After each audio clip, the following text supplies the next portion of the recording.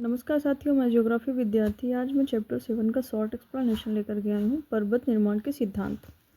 इसी के साथ हम समझते हैं पर्वत निर्माण के सिद्धांत को समझने के लिए हमें भूविज्ञान के कुछ प्रमुख सिद्धांतों पर ध्यान देना होगा। मुख्यतः पर्वत निर्माण के 3 प्रमुख सिद्धांत हैं।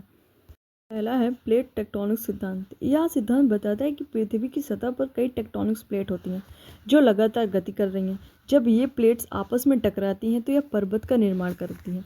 उदाहरण के लिए देखा जाए तो हिमालय पर्वत का निर्माण भारतीय प्लेट और यूरेशियन प्लेट के टकराने से ही हुआ है। दूसरा है आइसोस्टेसिस सिद्धांत। यह सिद्धांत बताता है कि पृथ्वी की सतह पर संतुलन कैसे बना रहता है। जब भारी बर्फ के ग्लेशियर पिघलते हैं या कोई अन्य भारी वस्तु हटती है तो पृथ्वी की सतह धीरे धीरे ऊपर उठती है या नीचे जाती है। यह भी पर्वत निर्माण में योगदान देता है। और तीसरा है वोल्केनिज्म सिद्धांत। यह सिद्धांत बताता है कि ज्वालामुखियों के विस्फोट से भी पर्वत बन सकते हैं। जब लावा धरती की सतह पर आता है और ठंडा होकर ठोस रूप लेता है तो यह पर्वतों का निर्माण करता है। उदाहरण के लिए हवाई के ज्वालामुखी पर्वत इसी सिद्धांत के अंतर्गत आते हैं।